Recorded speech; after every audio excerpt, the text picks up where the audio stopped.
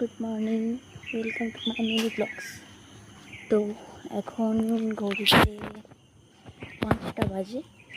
তো আমি বেরোচ্ছি, ঘুম থেকে উঠে গেছি, আমি বেরিয়ে পড়েছি। আমি কলকাতা যাব, তো একটু দরকার আছে। তো চলো গাড়িতে উঠে তারপর তোমাদের সঙ্গে আবার দেখা হচ্ছে। টাটা। তো আমি তো ভোরবেলা উঠে গেছি, অ্যান্ড ভোরবেলা উঠতে বেশ ভালোই লাগলো। সেদিনকে রাস্তায় বেরিয়েও খুব ভালো লাগছিলো, রাস্তাটাও বেশ ফাঁকা ফাঁকা ছিল, ওয়েদারটাও বেশ ঠান্ডা ঠান্ডা লাগছিলো। তো সব মিলিয়ে খুব ভালোই লাগছিলো। ভোরবেলা উঠতে উঠতে আমি কফি বানাই।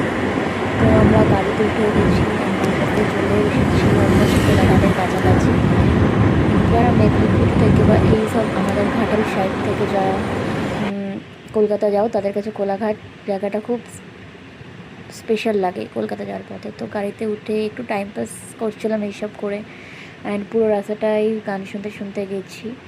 আমি আর আমার একটা বন্ধু যাচ্ছিলাম, দেবাঙ্গিকে তো একেবারেই দেখতে পারবেন। অ্যাজ ইউজুয়াল আমরা যে কাজে গেছিলাম সেই 30 মিনিটে ভুলে গেছিলাম। তো চলো টাটা, দেখা হবে অন্য